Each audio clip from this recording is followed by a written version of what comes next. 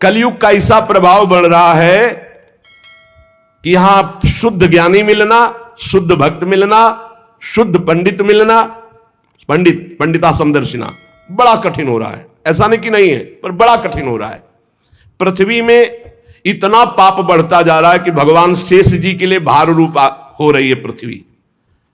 मैं तो आया था मृत्युलोक में भक्तों का समागम प्राप्त करने, लेकिन इस समय छूने और देखने योग्य भी नहीं रह रही है। बड़ा अमंगल हो रहा है पृथ्वी में। इस संसार में वैराग्य और ज्ञान की किसी की जरूरत है नहीं, इसीलिए बूढ़े हो गए तुम्हारे पुत्र। विषयानुरागी अंधे बने हुए, भोगों में लगे हुए, इसलिए वैराग्य की जरूरत नहीं। भोगों में सुख बुद्धि, इसलिए ज्ञान की जरूरत नहीं। तुम इसलिए जवान यहां हो गए कि वृंदावन है, यहां संयोग से सदैव तुम जवान रहोगे। कभी तुम्हें कोई भी अंग 64 अंगों में भक्ति के कोई भी अंग यहां हीन नहीं, क्योंकि संपूर्ण अंगों से परिपूर्ण ये भगवान का धाम है ना। अतः वृंदावन से संयोगात पुनस्तम तरुणी नवा धन्यम वृंदावनम तेन भक्ति नृत्यति यत्र च। धन्य है वृंदावन, जहां भक्ति सर्वांग पुष्ट होकर नृत्य कर रही। परंतु वृंदावन में भी तुम्हारे पुत्रों को यहां कोई पूछने वाला नहीं, ग्राहक नहीं। अत्रेमौ ग्राहका भावान जरामपि मुंचतः। अभाव है वृंदावन में, ज्ञान वैराग्य को कोई नहीं पूछता। यहां प्रेम लक्षणा भक्ति का ही सारा खेल है, इसलिए इनका बुढ़ापा नहीं छूट रहा। पर यहां आनंद से सो रहे, क्योंकि भगवान का धाम है, तो इनको भगवत स्पर्श जनित आनंद की प्राप्ति हो रही, इसलिए शांत सो रहे। भक्ति ने कहा कि सुना था कि राजा परीक्षित ने देखा था कलयुग को, फिर इस पापी को मार क्यों नहीं डाला, रहने क्यों दिया? इस पापी कलयुग के आते ही सबकी बुद्धि भ्रष्ट हो गई, सब वस्तुओं का सार न जाने कहां चला गया। परीक्षित जी ने मार क्यों नहीं डाला इसको? और करुणामय भगवान श्री हरि से भी ये कैसे देखा जा रहा है? मेरा संदेह दूर कीजिए, क्योंकि आपके वचनों के सुनने से मुझे बड़ी शांति और पुष्टता मिल रही है। भक्ति जी ने कहा। नारद जी ने कहा, देवी तुमने पूछा है तो प्रेम से सुनो कल्याणी, मैं तुम्हें बताऊंगा, तुम्हारा दुख निश्चित दूर होगा। जिस दिन भगवान श्री कृष्ण इस भूलोक को छोड़कर अपने परम धाम को गए, उसी दिन से संपूर्ण साधनों में बाधा डालने वाला एक कलयुग आ गया। उसी दिन से कलयुग आया है जिस दिन भगवान परम धाम को अंतर्धान हुए, द्वापर कांत। तुमने जो पूछा परीक्षित जी ने मारा क्यों नहीं इस कलयुग को, तो दिग्विजय के समय राजा परीक्षित की दृष्टि पड़ी, जो ही दृष्टि पड़ी कलयुग समझ गए मार डालेंगे, क्योंकि भगवत शक्ति से संपन्न है। वो दौड़ के अपनी पाग उतार कर दीन होकर शरण में आ गया। और ये नियम है कि जो चरणों में गिर पड़े, शरणागत हो जाए, चाहे प्राणों की बाजी लगानी पड़े, उसकी हानि नहीं होनी चाहिए। ये शरणागत का धर्म का नियम है। जैसे कबूतर चरणों में गिर गया तो महाराज शिवी जी ने अपने संपूर्ण शरीर को, मांस को, शरीर को भी दे दिया, लेकिन कबूतर को नहीं दिया। वो दीन के समान शरण में आ गया। अब जब शरण में आ गया तो मारा नहीं जा सकता। फिर देखा कि ये तो सब का सारग्राही है। जो फल तपस्या, योग एवं समाधि से नहीं मिल सकता, वो कलयुग में हरिनाम से मिल सकता है। ए देखो, ये सार वस्तु कलयुग की पकड़ी महाराज परीक्षित जी ने। यद्यपि ये बहुत ही अमंगलकारी है कलयुग। यत् फलम नास्ति तपसा न योगेन समाधिना तत्फलम लभते सम्यक कलौ केशव कीर्तनात्। बड़ी बड़ी समाधि से, बड़ी बड़ी तपस्या से, साधना से, योग से जो फल नहीं मिलता कलयुग में, नाम जप और नाम कीर्तन से। कलयुग केवल नाम आधारा, सुमिर सुमिर नर उतर ही पारा। ये सारहीन होने पर भी महाराज परीक्षित ने एक बात देखी कि जो 10,000 वर्ष तपस्या और समाधि और साधना से फल, वो भगवान नाम कीर्तन और जब से कलयुग में सहज में प्राप्त हो जाएगा। इसलिए इसको नहीं मारा। पहले तो शरणागत हो गया, और दूसरी बात इसमें बड़ी जोर की एक बात देखी कि जो 10,000 वर्ष समाधि, तपस्या, योग, यज्ञ आदि से, वो यहां सहज में नाम जप से, नाम कीर्तन से प्राप्त हो जाएगा। कुकर्म में सबकी प्रवृत्ति फैलाना एक कलयुग का कार्य है। और पृथ्वी जब देखा पाप हो रहा है तो सब सार वस्तु अंतर ध्यान करने लगी। अब इसमें स्पष्ट लिखा है, विप्रैर्भागवती वार्ता गेहे गेहे जने जने कारिता कण लोभेन कथा सारस ततो गतः। श्रीमद् भागवत में ही आगे लिखा है कि जो आपकी कथा सुनाते हैं भूरिदा जना, वो बहुत बड़े दानी है भगवत कथा सुनाने वाले। विप्रैर भागवती वार्ता गेहे गेहे जने जने कारिता कण लोभे न कथा सारस ततो गता। तो कैसे गृहस्थी चलेगी प्रवक्ता की? श्री कृष्ण से योगक्षेमम वहाम्यहम, भगवान चलाएंगे तो श्री कृष्ण देंगे। कैसे देंगे श्री कृष्ण? जैसे पूरी सृष्टि रची, तुम्हारी सलाह से थोड़ी रची, अपने आप अपनी सामर्थ्य से आपका भरण पोषण करेंगे। विप्रैर भागवती वार्ता गेहे गेहे जने जने कारिता कण लोभे न कथा सारस ततो गता। कण कण के लोभ से, अन्न के, वस्त्र के, धन के, रुपया के, मान प्रतिष्ठा के लोभ से कथा बेचने लगे तो कथा का सार चला गया। अत्युग्र भूरि कर्माणो नास्तिका रौरवाः जनाः तेपि तिष्ठन्ति तीर्थेषु तीर्थ सारस ततो गता। ये तीर्थों में घोर रौरव नरक जाने वाले कर्म करने वाले लोग आ गए, पापाचरण कर रहे हैं, तीर्थों को अपवित्र कर दिया है। शराब पीते हैं, दुनिया का सब जितना पापाचरण सब आके यहां होटलों में नाना प्रकार के आचरणों को, ये धाम है, तीर्थ है। सच्ची मानिए आप, सच्ची मानिए।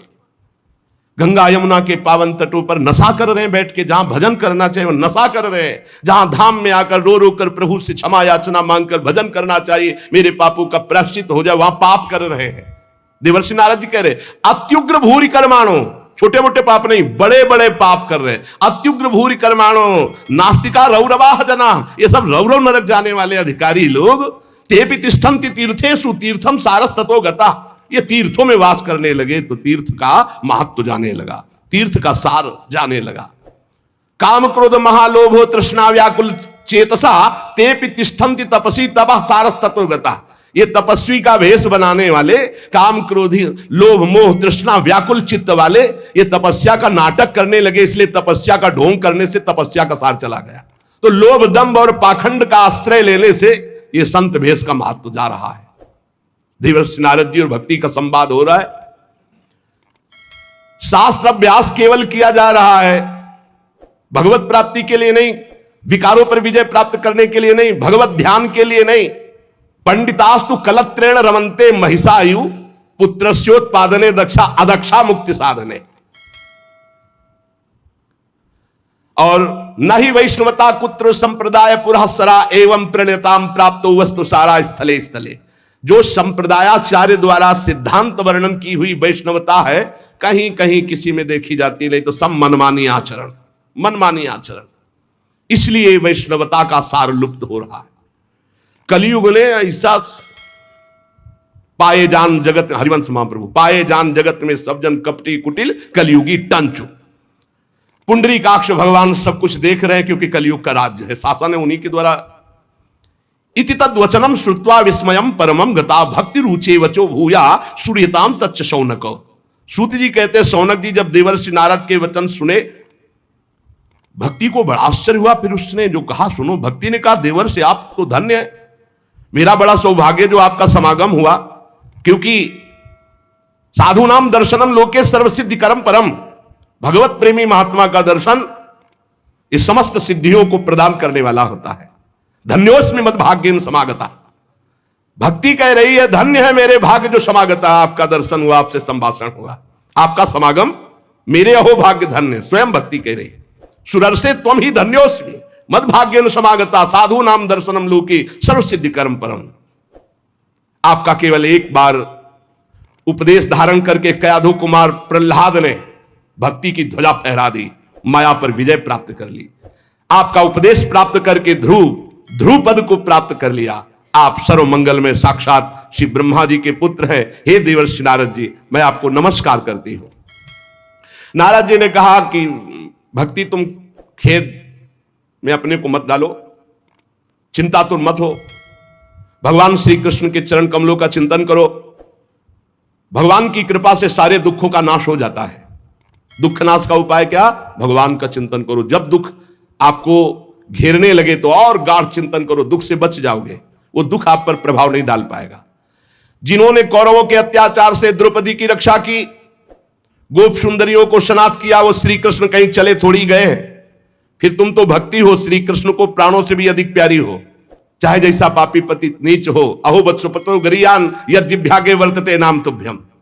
सतयुग त्रेता द्वापर इन 3 युगों में ज्ञान, वैराग्य और मुक्ति के साधन थे, किंतु कलयुग में तो केवल भक्ति ही ब्रह्म सायुज्य प्राप्त करा सकती, दूसरा कोई साधन नहीं। जैसे अभी कल या परसों में श्री तुलसीदास जी जो वर्णन कर रहे थे कि तीर्थ, याग, यज्ञ, व्रत आदि, अब नहीं समय रह गया इनके द्वारा भगवत प्राप्ति। ये सोचकर ही परमानंद चिन्ह मूर्ति ज्ञान स्वरूप श्री हरि ने अपने सत स्वरूप से तुम्हें रचा है। तुम साक्षात श्री कृष्ण की परम प्रिय हो, परम सुंदरी हो। एक बार जब तुमने हाथ जोड़कर पूछा था कि मैं क्या करूं, तब भगवान ने यही आज्ञा थी कि मेरे भक्तों का पोषण करो। तुमने भगवान की आज्ञा स्वीकार की, तुम पर भगवान बहुत प्रसन्न है। तुम्हारी सेवा करने से मुक्ति को तुम्हारी दासी के रूप में दिया है। भक्ति की दासी क्या है? मुक्ति। ज्ञान वैराग्य तुम्हें पुत्र रूप में दिए। वैसे तो तुम साक्षात भगवान के समीप रहती हो, पर कभी कभी भूतल पर अपने भक्तों का पोषण करने के लिए तुम भ्रमण करती हो। कहां समीप रहती? भगवान के धाम में। यहां नित्य शाश्वत प्रेम लक्षणा भक्ति विराजमान रहती है। तुम मुक्ति रूपी दासी ज्ञान वैराग्य रूपी पुत्र को लेकर पृथ्वी तल पर सतयुग से द्वापर पर्यंत बड़े आनंद से रहे, पर कलयुग में तुम्हारी दासी मुक्ति पाखंड रूप रोग से पीड़ित होकर क्षीण हो गई, इसलिए वो तो भगवान के पास चली गई। अब जब भगवान जिसको मुक्ति देंगे वही मुक्त हो सकता है। अब इस लोक में तुम्हारे पास बचे ज्ञान और वैराग्य, वो बूढ़े हो चुके हैं, ज्ञान वैराग्य काम नहीं कर रहा, पर वो तुम्हारे पास ही हैं। कलयुग के कारण तुम्हारे पुत्र उत्साहहीन वृद्ध हो गए हैं, पर चिंता मत करो, मैं संकल्प लेता हूं इनका नव जीवन, ज्ञान वैराग्य को मैं जागृत करूंगा। सुमुखी, कलयुग में बहुत बड़े दोष हैं, पर कलिना सदशा कोपि युगो नास्ति वरानने तस्मिस्त्वाम स्थापिष्यामि गेहे गेहे जने जने। इसमें बड़ा भारी गुण है। भगवान के नाम कीर्तन से परम पद प्राप्त होता है। मैं घर घर में भक्ति का स्थापन करूंगा, तुम चिंता मत करो। देखो, अन्य सब धर्मों को दबाकर भक्ति विषयक महोत्सवों को यदि आगे ना रखूं, घर घर में तुम्हारा प्रचार न कर दूं, तो मैं भगवान श्री हरि का दास नहीं। तुम निश्चिंत हो जाओ। तदा न हम हरे दासो लोके त्वाम न प्रवर्ते। अगर भक्त ये कभी कह दे तो निश्चिंत हो जाना, तो वो करे न करे, उसका जो संबंध हुआ उससे हरि कर देंगे। अपनो परण विसार भगत को पूरो परण निभाऊं। अगर कभी भक्त उत्साह में आकर कह दे कि जा तुम्हारा परम कल्याण निश्चित है, नहीं तो मैं भगवान का दास नहीं, परम कल्याण निश्चित है, तुम बेपरवाह हो जाओ, कौन हो, कहां के हो, कैसे हो, इससे मतलब नहीं। अपनो परण विसार भगत को पूरो परण। देवर्षि नारद जी ने कहा तदा ना हम हरे दासो लोके त्वाम न प्रवर्तते। मैं भगवान का दास नहीं कहलाऊंगा अगर घर घर में तुम्हारी स्थापना न कर दे। इस कलयुग में जो जीव तुमसे युक्त होंगे, वो चाहे जितने बड़े पापी हों, वो भगवान श्री कृष्ण के अभय धाम को प्राप्त होंगे। जिसके हृदय में प्रेम लक्षणा भक्ति निवास करती है, उस पुरुष को यमराज कभी स्वप्न में भी नहीं देख सकते। जागृत की तो बात जाने दो, थोड़ी भी भक्ति जिसके हृदय में है, यमराज कभी नहीं देख सकते। देवर्षि नारद जी, जिनके हृदय में हे भक्ति महारानी आपका थोड़ा भी आदर है, उसे कभी प्रेत नहीं छू सकता। पक्की बात, ये विश्वास करो, ध्यान पूर्वक सुनो। एसाम चित्ते वासुदेव भक्ति, थोड़ी भी, जो सर्वदा प्रेम रूपिणी नाते पश्यंत कीनासम स्वप्ने अमल मूर्त है। जो यमराज है वो स्वप्न में भी उसे नहीं देख सकते, जिसके हृदय में भगवान श्री हरि की भक्ति है, वसेठ भक्ति, वासुदेव भक्ति। और बड़ी हिम्मत से ये बात पकड़ लो कि तुम्हें कभी कोई प्रेत छू नहीं सकता। न प्रेतो न पिशाचो वा राक्षसो वासुरोपि वा भक्तियुक्त मनस्का नाम स्पर्शेन न प्रभुर भवेत। स्पर्श नहीं कर सकता है, पक्की बात है। ये हमने देखा है, आगे पीछे चलते देखा है, थोड़ा भय प्रदान करते देखा है, लेकिन छुआ नहीं आज तक। गंगा के किनारे स्मशान में पूरी रात, अब क्या पता कि आगे क्या है, पर कभी शरीर को कोई चोट पहुंचाई हो या स्पर्श किया हो, आज तक कभी हिम्मत नहीं पड़ी। अपना कल्याण करने के लिए भक्तों का दर्शन, भक्तों से संभाषण हो, लेकिन अमंगल नहीं कर सकते। बैठा लो, गले में कंठी बंदी है, भगवान का नाम चल जपते हो, कभी कोई प्रेत तुम्हें छू नहीं सकता। डरना मत। प्रेत योनि होती है, ऐसा नहीं कि नहीं होती, 84 लाख योनियों में है। इसी में प्रसंग में आएगा आगे चल करके। ना प्रेतो ना पिशाचो वा राक्षसो वा असुरोपि वा, ना कोई राक्षस, ना कोई असुर, ना कोई पिशाच, ना कोई प्रेत। जिसके हृदय में भगवान की भक्ति है, गले में कंठी है, नाम जप, ये कभी स्पर्श नहीं कर सकते। जिनके हृदय में भक्ति महारानी का थोड़ा भी निवास है, प्रेत पिशाच राक्षस दैत्य स्पर्श भी नहीं कर सकता। भगवान तपस्या वेदाध्ययन ज्ञान और कर्म आदि के साधन से वश में नहीं किए जा सकते, वो केवल भक्ति से ही वशीभूत होते हैं। इसमें गोपीजन प्रमाण है। ना तपोभिर न वेदैश्च न ज्ञाने नापि कर्मणा हरिर ही साध्यते भक्त्या प्रमाणम तत्र गोपिका। ये जो भगवत चर्चा, धाम आना, सत्संग सुनना, नाम जप करना, भगवान की भक्ति में बोले नृणाम जन्म सहस्त्रेण भक्तो प्रीतिर ही जायते कलौ भक्तिर भक्त्या कृष्ण पुरा स्थिता। जब हजारों जन्मों के तपस्या और पुण्य एकत्रित होते हैं तब भगवान के नाम रूप लीला धाम में भक्ति होती है। कलयुग में केवल भक्ति से ही श्री कृष्ण चंद्र का साक्षात दर्शन पाया जा सकता है। केवल भक्ति से भगवत धाम की प्राप्ति। जो लोग भक्ति की अवहेलना करते हैं, भक्ति द्रोह करा ये ते सीदंत जगत रे दुर्वासा दुखमापन्ना पुरा भक्ति विनिंद कहा। जो लोग भक्ति से द्रोह करते हैं, भक्त से द्रोह करते हैं, वो चाहे दुर्वासा जैसे तपस्वी क्यों न, तीनों लोक में भारी दुख ही दुख पाएंगे। बस अलम व्रतैरलम तीर्थैरलम योगैरलम मकई अलम ज्ञान कथालापैर भक्ति रे कैव मुक्तिदा। बस व्रत से, तीर्थ से, योग से, यज्ञ से, ज्ञान चर्चा से भगवत प्राप्ति नहीं। कलिकाल है, एकमात्र भक्ति से ही परम मोक्ष, परम पद जो चाहोगे वो प्राप्त हो जाएगा। सूत जी कहते हैं इस प्रकार नारद जी के श्रीमुख से जब भक्ति का भक्ति महारानी और पुष्ट हो गई।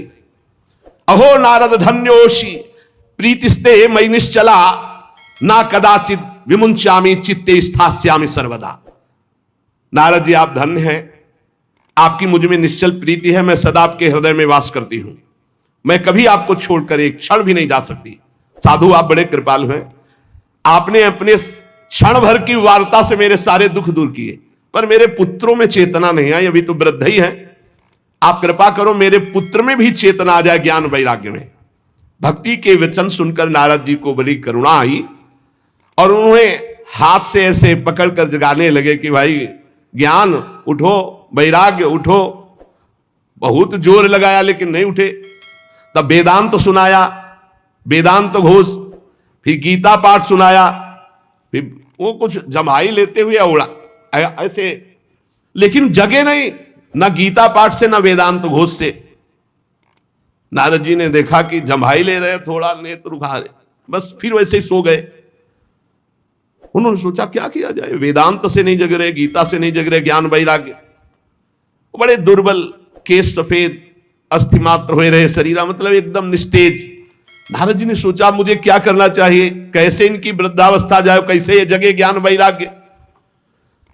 भगवान का स्मरण करने लगे, हे भगवान मुझे उपाय बताओ ज्ञान वैराग्य को जगाने का। उसी समय आकाशवाणी हुई, हे नारद जी खेद मत करो, तुम्हारा उद्योग निसंदेह सफल होगा। देवर्षि तुम इनके लिए एक महान सत्कर्म करो, और वह सत्कर्म क्या है तुम्हें संत शिरोमणि बताएंगे। आकाशवाणी बस इतना बोली, तुम धन्य हो, तुम इनके लिए सत्कर्म करो, तुम्हारा उद्योग सफल होगा, और वो सत्कर्म कोई संत महापुरुष बताएंगे।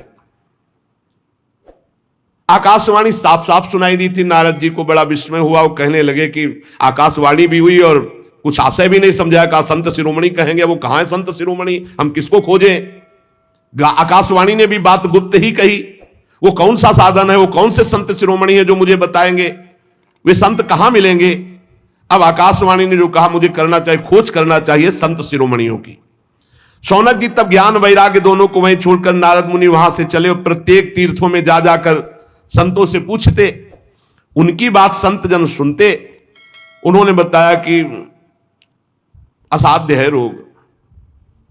जब आप जैसे महापुरुष गीता सुना रहे हो, वेदांत सुना रहे हो, ज्ञान वैराग्य नहीं जग रहे, तो असाध्य ही है। कोई नारद जी के सामने नमन किए, मौन चल दिए, उत्तरे नहीं दिए।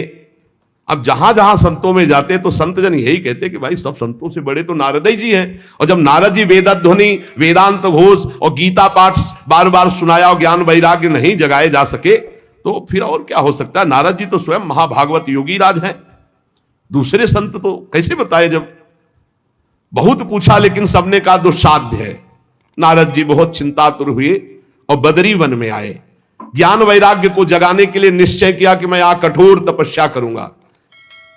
इसी समय भगवान की प्रेरणा से करोड़ों सूर्यों के समान तेजस्वी सनक सनंदन सनातन सनत कुमार दिखाई दिए। नारद जी बहुत आनंदित हुए, परस्पर नमस्कार हुआ। नारद जी ने कहा, महात्माओं, इस समय बड़े भाग्य से मेरा आप लोगों के साथ समागम हुआ। आप मुझ पर कृपा करके शीघ्र वो साधना बतलाइए। आप सभी लोग बड़े योगी बुद्धिमान विद्वान हैं। आप देखने में 5-5 वर्ष के बालक से जान पड़ते हैं, किंतु हैं सबके पूर्वजों के पूर्वज। आप सदैव वैकुंठ धाम में निवास करते हैं और निरंतर हरिनाम कीर्तन करते रहते हैं। भगवत लीलामृत का रसास्वादन करके उन्मत्त रहते हैं। भगवान की चर्चा ही आपका जीवन है।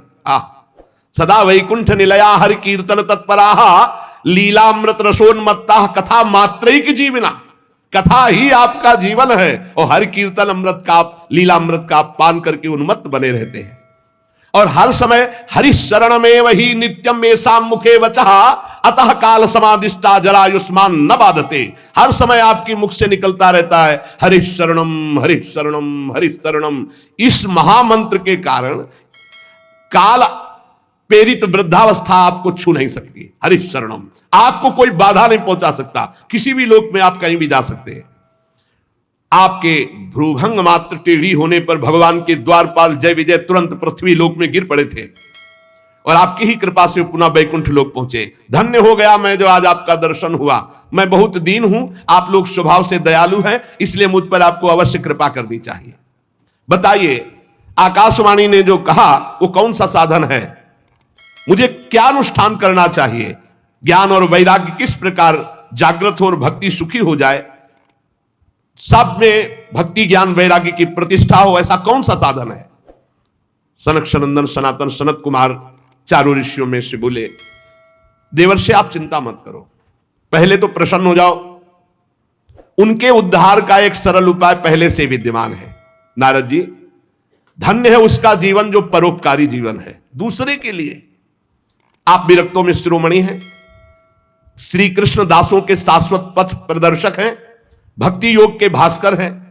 आप भक्ति के लिए जो उद्योग कर रहे हैं, आपके लिए कोई आश्चर्य की बात नहीं समझनी चाहिए। भगवान के भक्त के लिए तो भक्ति की सम्यक स्थापना करना सदा उचित है। ऋषियों ने संसार में अनेकों मार्ग प्रकट किए हैं, किंतु सभी कष्ट साध्य है और परिणाम में बहुत ब्रह्मा द्वारा रचे हुए लोकों की ही प्राप्ति कराने वाले हैं।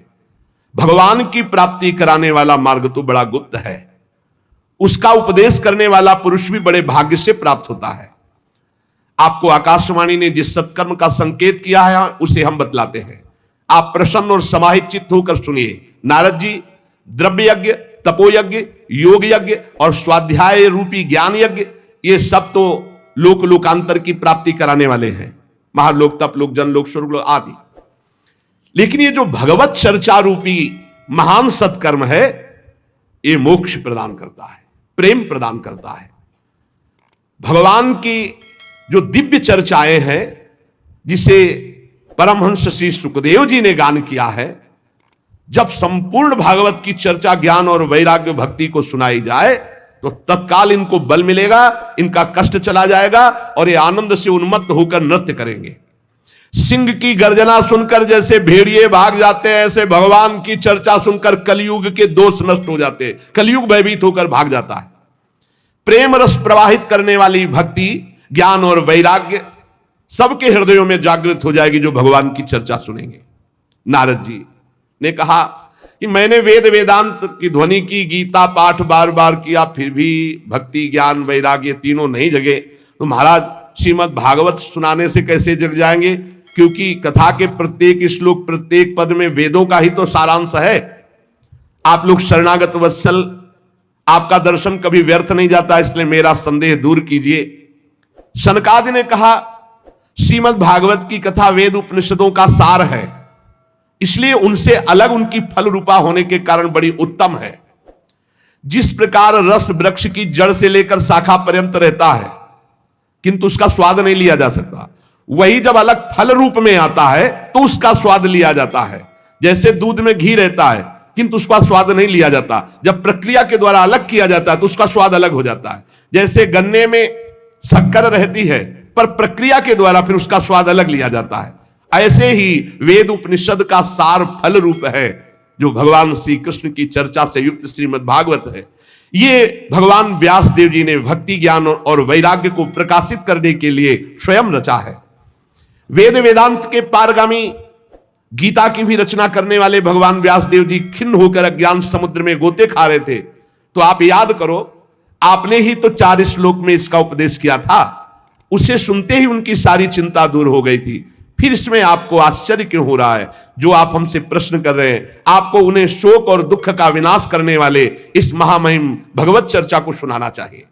नारद जी ने कहा, महानुभाव, आज तो मैं कृतकृत हो गया। आपका दर्शन जीव के संपूर्ण पापों को तत्काल नष्ट कर देता है।